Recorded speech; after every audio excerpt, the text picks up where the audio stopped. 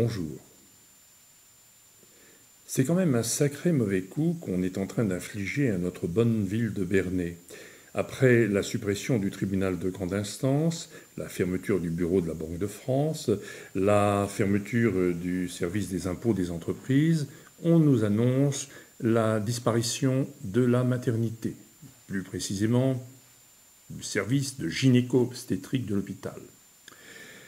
Tous les services publics sont impactés. L'économie, la justice, la santé. Alors on s'interroge, à quand la fermeture des urgences à Bernay? À quand la fermeture du service de chirurgie, de la gare, de la sous-préfecture? Et tout ça se décide en hauts lieux. Alors les hauts lieux, vous savez, les hauts lieux, c'est très haut, les hauts lieux. Puis en bas, tout en bas, vous avez la population. Puis un petit peu plus haut, mais très peu, vous avez les élus. Eh bien, tout cela se fait au mépris de la volonté des élus, au mépris de l'attente des populations, de l'attente de proximité des populations. Alors, vous avez beau manifester, faire un défilé de près de 2500 personnes dans Bernay, vous avez beau organiser une votation avec 6500 personnes qui viennent dire qu'ils veulent le maintien de la maternité, faire signer des pétitions. Il y a eu une pétition sur Bernay d'environ 23 000 signatures. On s'en fout. L'agence régionale de santé est quasiment aveugle, sourde, mais pas muette puisqu'elle dit qu'elle va fermer. Et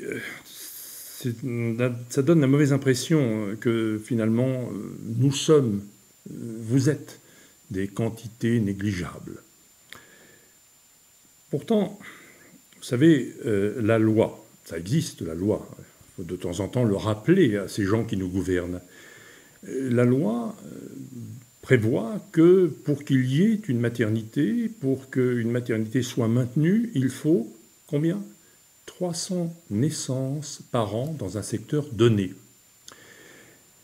La maternité de Bernay, sur ces 10 dernières années, a quand même assumé l'équivalent de 6500 naissances, 6500 accouchements, et sans un pépin, sans une plainte, sans une réclamation véritable.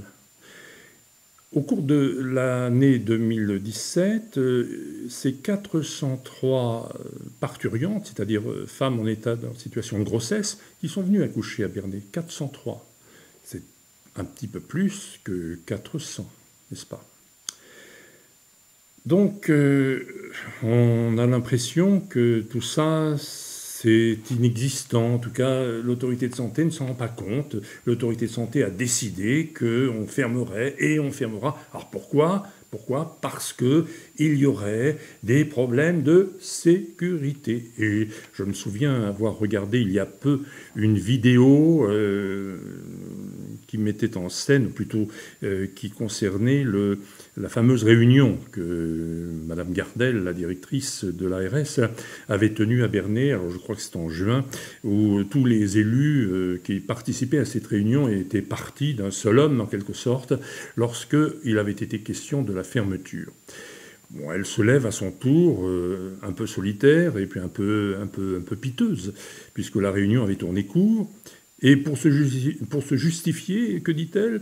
Je ne veux pas qu'il y ait un drame à Bernay, donc c'est la raison pour laquelle je vais fermer Bernay, parce qu'il y a des problèmes de sécurité. Mais moi, ce que je ne veux pas, c'est prendre la responsabilité de devoir fermer la maternité de manière brutale. C'est pas le cas. C'est pas le cas.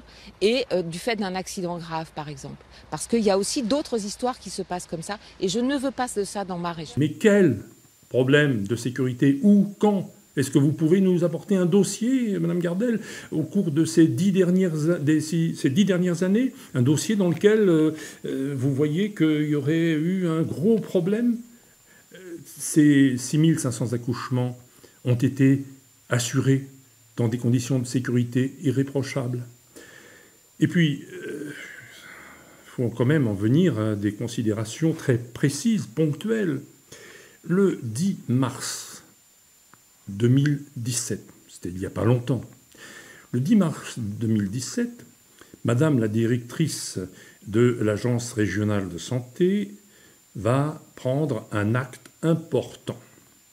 Elle va prendre un arrêté qui va renouveler pour une période de 5 années l'autorisation de fonctionnement de la maternité.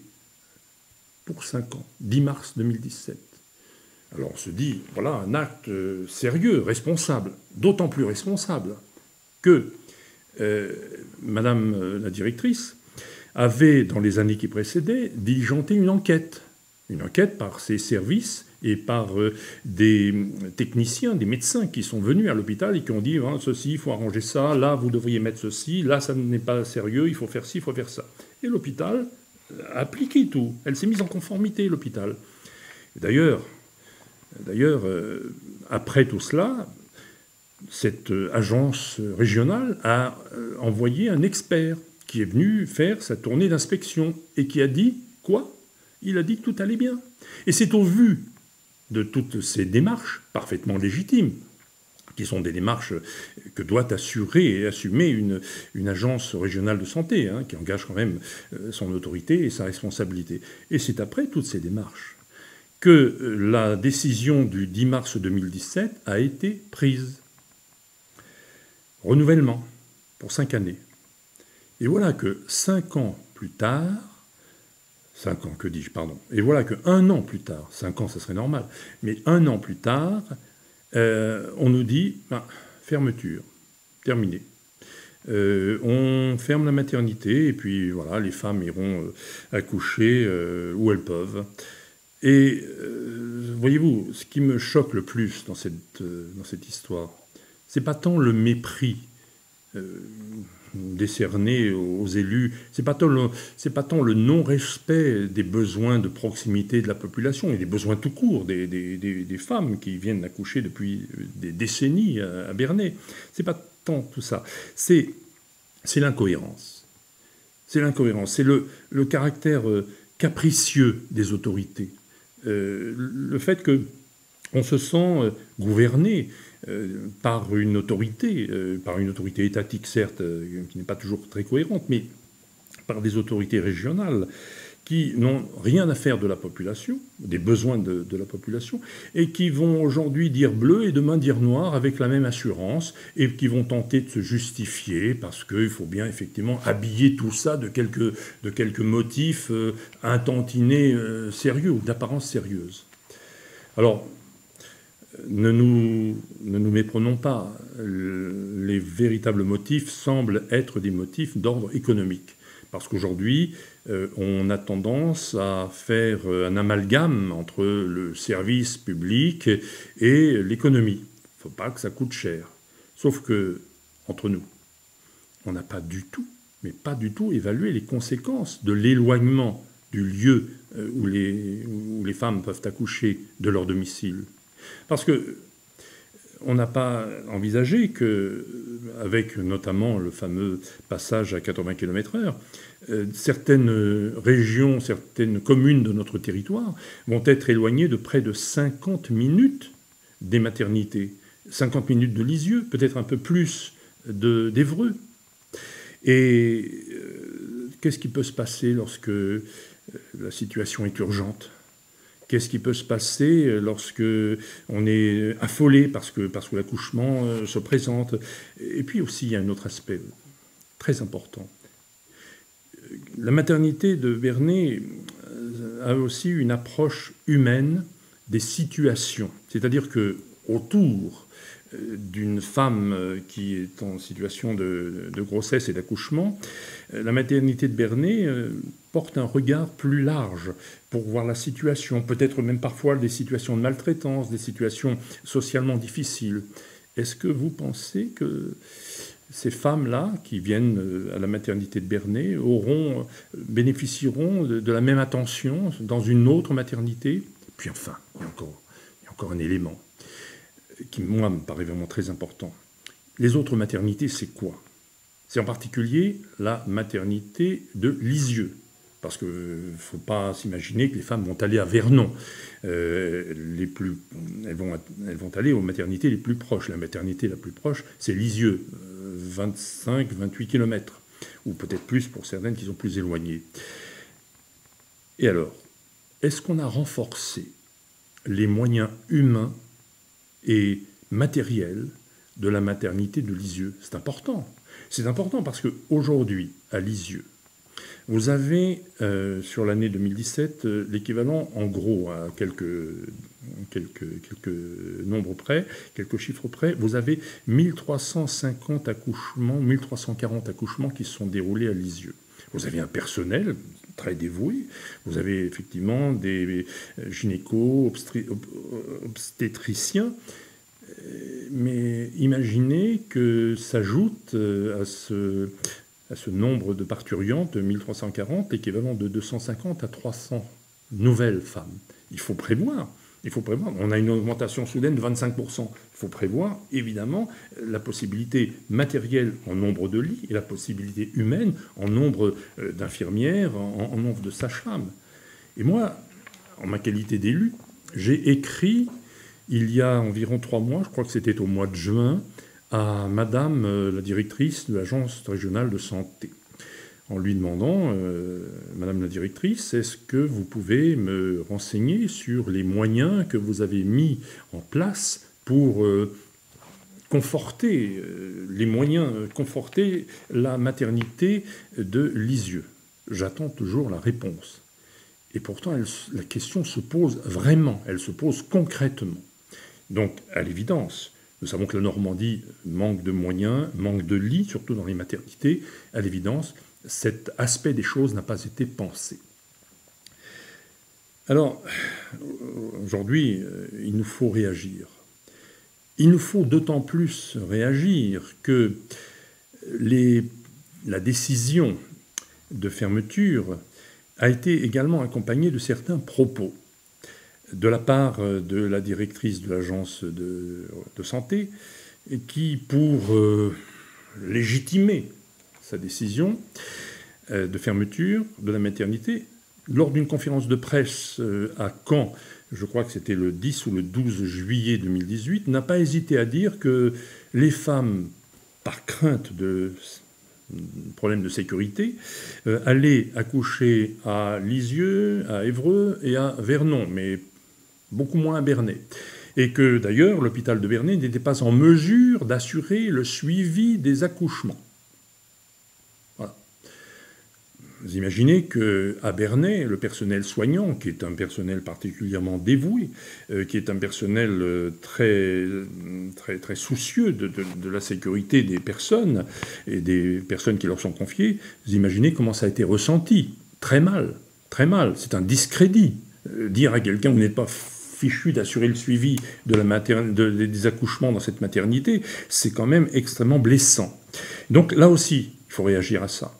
Et nous allons réagir, parce que nous allons demander à Madame la directrice de l'agence de santé de nous dire pourquoi elle a dit cela, et puis peut-être lui demander aussi des comptes, et demander un dédommagement à titre de préjudice moral, parce que ces gens-là, ma foi, ils ont été blessés dans leur amour-propre et dans le sens qu'ils ont de leur métier.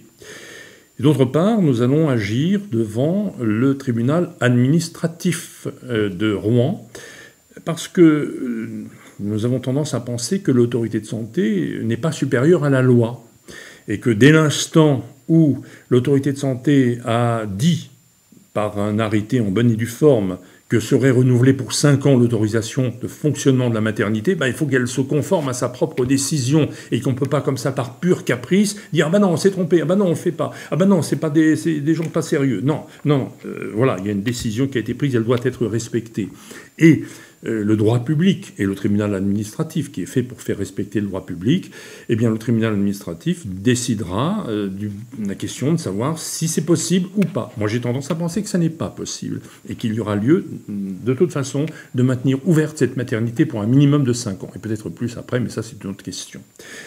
Donc nous allons exercer ces actions. Nous avons déjà d'ailleurs engagé l'action devant le tribunal de grande instance pour que la directrice réponde de ces propos de dénigrement. Alors, en conclusion, je dirais que il faut vraiment relever la tête. On ne peut pas, comme ça, rester exposé à la règle de l'arbitraire parce qu'il s'agit d'une décision qui est prise par des technocrates qui savent tout mieux que tout le monde. Ce n'est pas entendable et ce n'est pas sérieux. Ce n'est pas sérieux. On a besoin de choses cohérentes dans la vie et l'administration doit aussi répondre à cette cohérence. Et puis je crois qu'il est temps, aujourd'hui, de refuser la mort de nos régions, de notre territoire. Parce que c'est bien de ça dont il s'agit. Tout ça, toutes ces décisions qui sont prises par les uns ou par les autres, tous étant des technocrates, bien évidemment, elles ruinent la vitalité de notre région. Elles la ruinent véritablement et nous devons refuser cette mort. Merci.